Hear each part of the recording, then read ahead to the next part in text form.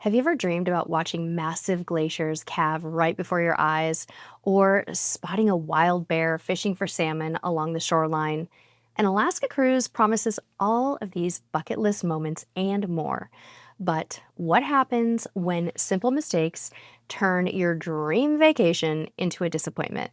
Hey cruisers, I'm Sherry with cruisetipstv.com, and I've got to be honest, Alaska is one of those destinations where proper planning makes all the difference between an incredible adventure and a series of I wish I had known moments. After helping thousands of cruisers plan their perfect Alaska sailings, I've seen the same mistakes pop up again and again. So, what's the biggest mistake Alaska cruisers make that can completely change their experience? Stay with me because I'll reveal this cruise changing mistake at the very end. In this complete guide, I'm sharing 17 Alaska cruise mistakes you absolutely need to avoid for the trip of a lifetime. These are not just minor inconveniences. These are the errors that can seriously impact your vacation satisfaction and even cost you hundreds of extra dollars. You'll find our Alaska packing list, our do's and don'ts article, and tons of Amazon ideas for your Alaska cruise linked down in the description and pinned to the top of the comments too. Okay, let's get started with the booking mistakes that can sink your Alaska vacation because that is where this all starts. It's with booking your cruise. First mistake could be choosing the wrong cruise line. Not all cruise lines deliver the same Alaska experience, and picking one that doesn't match your travel style is a quick way to disappointment. Luxury cruise lines with smaller ships can get you closer to glaciers and wildlife, while larger ships from budget-friendly lines offer more onboard activities in between those ports. So you're going to want to consider what matters to you most. Do you want a ship packed with entertainment options, or would you prefer a more tranquil experience with enhanced nature viewing? The demographic on board matters too. Some lines cater to families with lively kids programs, while others attract a more mature crowd seeking relaxation. This decision sets the foundation and the tone for your entire Alaska experience. Working with a travel advisor who specializes in Alaska can really help you out with matching to the perfect cruise line for your preferences, and we've linked to our travel agent partner below. The next booking mistake to avoid is booking during the wrong month. Timing can totally make or break your Alaska cruise. Now, the Alaska season pretty much runs May through September, but each month offers something completely different. May offers fewer crowds, lower prices, and surprisingly dry weather, especially in the second half of the month, although it might be a little bit cooler. June and July, that's the peak season with the warmest weather, the longest daylight hours, and the highest prices. August is pretty warm, especially in the beginning of the month, with active wildlife, especially bears during salmon spawning. And September, you might get some fall foliage, maybe, just maybe, some northern light sightings, but it's definitely going to be rainier and cooler, especially at the end of the month. Now, choosing the wrong time based on your priorities, like wildlife viewing, budget, weather preferences, this can seriously impact your satisfaction. I've seen cruisers disappointed by constant rain when they book in September, hoping for sunny days, and others who miss the peak wildlife activity by booking too early in the season. Next, you're going to want to be careful you're not selecting the wrong itinerary for Alaska. Not all Alaska itineraries are created equal. The biggest mistake? Booking a cruise without a glacier day. Can you imagine traveling all the way to Alaska and missing the chance to see these massive rivers of ice up close? Also, watch for port schedules. Some itineraries have you arriving really early in the morning or departing before you can really even explore a port. Now, this is especially critical in places like Skagway, where lots of excursions can take up a full day. Now, one-way versus round-trip itineraries are another consideration. Round-trip sailings from Seattle or Vancouver are convenient and less expensive because the airfare is one way, but one-way cruises often include more ports and wilderness areas that round-trip options miss. Again, talk to your travel agent about this because it can get tricky with the air. So how about obsessing over your cabin location? I see this all the time on cruise message boards. Cruisers are stressing out. about which side of the ship to book for the best Alaska views. And here's the truth. On your glacier viewing days, your ship is going to rotate 360 degrees so everybody gets a good view, regardless of cabin location. Your time in the cabin viewing scenery will be somewhat limited anyway, as you're going to want to be out on the open decks for the best experience. So don't worry so much about port versus starboard.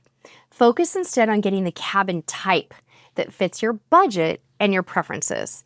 The one exception to this is if you book one of those one-way cruises we talked about versus a round trip. In that case, feel free to ask other cruisers in your Facebook group or on message boards for their opinion on the best side of the ship. And finally, this is a big one, you guys, skipping travel insurance. Oof, you don't want to do this.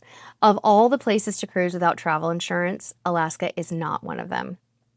With expensive flights, high-cost excursions, and unpredictable weather, going without coverage, major gamble. I've heard from cruisers who lost thousands when their flights were canceled due to weather or when an unexpected illness struck before their sailing. And Alaska excursions themselves often require advance payment and have strict cancellation policies, meaning you could lose hundreds, if not thousands, if your plans change. Medical evacuations from remote Alaska locations can cost tens of thousands of dollars or more, and your regular health insurance is very unlikely to cover any of this.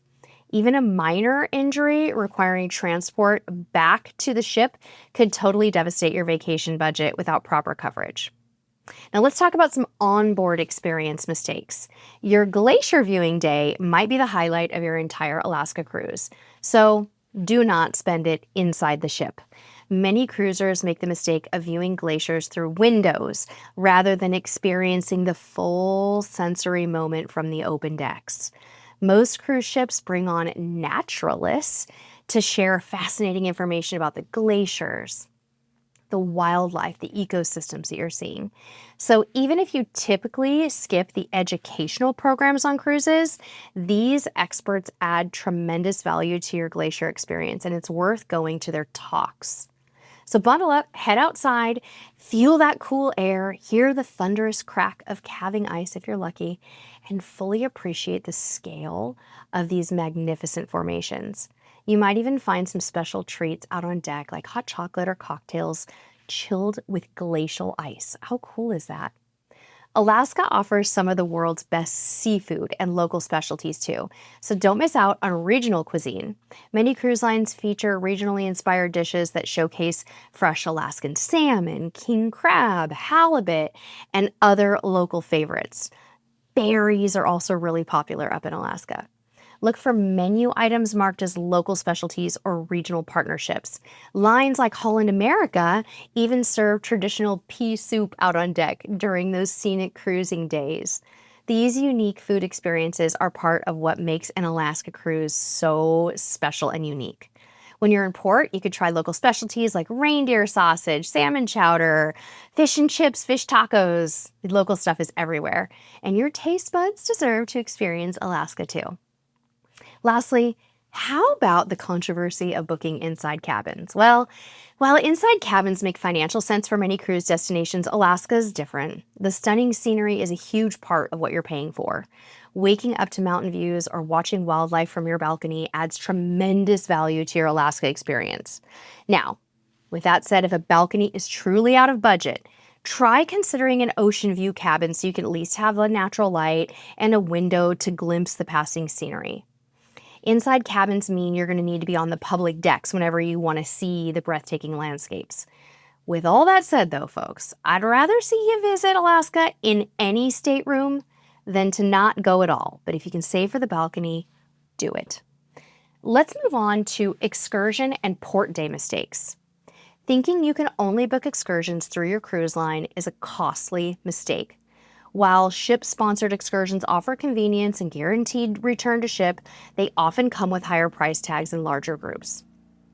Independent operators like Shore Excursions Group offer super competitive rates, smaller groups, and they still provide a return to ship guarantee. And you can often save 20 to 30% booking the same or similar experiences independently. I've linked to that provider below and a couple of examples of amazing Alaska excursions that we have done, and those are going to be in the description and the comments. You've got to check out those excursions. They're going to save you money and still be equally as amazing while guaranteeing you back to the ship. Careful research on sites like TripAdvisor can also help you find reputable local operators with really good reviews. You can check those out too.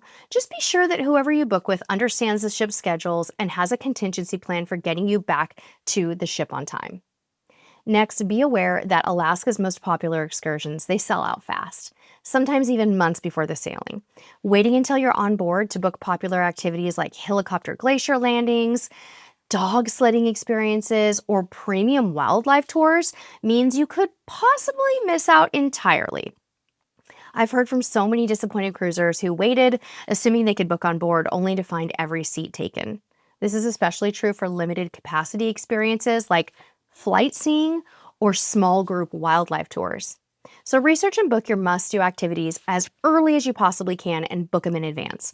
Most operators allow you to cancel with sufficient notice if your plans change. Let's talk about excursion costs for a minute. Alaska excursions can cause serious sticker shock if you are not prepared. Many of the bucket list experiences like helicopter tours, fishing charters, dog sledding on glaciers, those tours can range from like $250 to $700 per person. Budgeting well in advance for these experiences is what you need to do because they're often going to make your Alaska cruise truly unforgettable. If budget's tight, mix one or two special bucket list premium excursions with more affordable stuff like DIY hiking, visiting museums, or self-guided walking tours in port. There's lots of options for that. Bringing cash is also smart. There could be some ATM fees in the Alaska ports and on the ship, so it's kind of nice to have cash. And some of those smaller operators might prefer cash payments, and you're going to need cash for gratuities. This next mistake is one first-time cruisers miss often.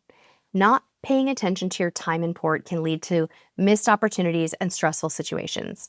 Some Alaska ports have relatively short stays, making timing critical. For example, ships usually dock in Ketchikan for less than a full day, and you're going to need to get back to your ship mid-afternoon or earlier. Always be sure to convert your ship time to local time. They're not always the same. Alaska time can be behind Pacific time, for example. And be absolutely clear on when you need to be back on board. Plan some buffer time for your return, especially if your excursion involves traveling any distance from the port. In ports like Skagway, where lots of different excursions involve trips into Canada, timing is really important. A delay could mean you could miss your ship. Now let's move on to some critical packing mistakes to steer clear of. Not packing layers is a big one. Alaska's weather is notoriously changeable. You might get sunshine, rain, and chilly winds all in the same day. So not packing the proper layers is setting yourself up for discomfort. The key is moisture-wicking layers, insulating mid-layers like fleece or down, and waterproof out layers like a raincoat. You need to be able to add or remove stuff as conditions change throughout the day. And don't forget that even on sunny days, glacier viewing areas can be 10 to 20 or 30 degrees cooler than the other areas due to that cold air coming off the ice. Another thing to avoid, bringing the wrong footwear. Nothing ruins a day in your Alaskan port faster than wet, cold feet or painful blisters. Alaska calls for water-resistant footwear that's already broken in and comfortable for walking. You don't need heavy-duty hiking boots unless you're planning serious trekking, but lightweight, waterproof hiking shoes or boots that don't weigh as much and aren't so bulky, those can be great. Lots of ports also have unpaved areas, and they can be really muddy after a rain, so you want to be very mindful of having something kind of water resistant on your feet. Packing moisture-wicking socks is really good too. They make a big difference in comfort when you're active all day. Beyond basic clothing, there are several items that can significantly enhance your Alaska cruise, and I'll link to every one of them in the description and comments for you, but here they are. Binoculars. Compact ones are totally fine and make wildlife spotting much more rewarding. A camera with a zoom lens is nice. Smartphone cameras are improving, but they still struggle with distant wildlife. So if you're a photographer at heart, pack the big lenses and the big cameras for Alaska. You will not regret it if you've got the space in your suitcase. Insect repellent is necessary in wooded areas during summer months, only if you're going hiking or fishing or something near a stream. You don't need it on the ship, but you might need it out in the wilderness. Sunglasses and sunscreen, often forgotten. The sun reflects off the water and snow and it intensifies those rays. So don't forget those. And swimwear. Hot tub soaking while viewing glaciers or hanging out in the beautiful fjords of Alaska is unforgettable. A reusable water bottle can be really nice too to stay hydrated during those active excursions. Now, surprisingly, Alaska can get quite warm during the summer months. Temps can go up into the 70s and 80s. Is not uncommon, especially in those interior ports like Skagway, Ketchikan.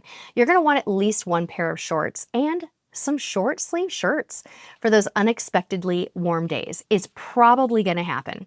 Nothing is worse than sweating through heavy clothing when the sun comes out and the temperatures rise. And this is also where those layers come in. Evening wear should be pretty practical too. Opt for dresses with sleeves, ladies, or bring wraps, shawls, things like that for formal nights, as if you're out on the open deck, it can get kind of chilly after sunset. Now it's time to cover some wildlife and nature mistakes. While Alaska offers incredible wildlife viewing opportunities, sightings are never guaranteed. Animals are wild and they're on their own schedules. Manage your expectations and understand that patience and good timing improve your chances. Professional excursions with experienced guides that know where the animals typically gather can significantly increase your odds of seeing things like bears, eagles, whales, and other Alaskan wildlife. Consider booking multiple wildlife-focused excursions to improve your chances, rather than putting all of your hopes on a single outing. Now, while you're out enjoying all those boat tours, don't forget seasickness prevention. The fact is, you're more likely to get woozy on a small boat tour than on your cruise ship, but it can happen on the ship too. I've linked to my favorite down below. The inside passage is really quite protected from rough seas, but there's a few stretches of it that can get choppy, especially during the shoulder seasons.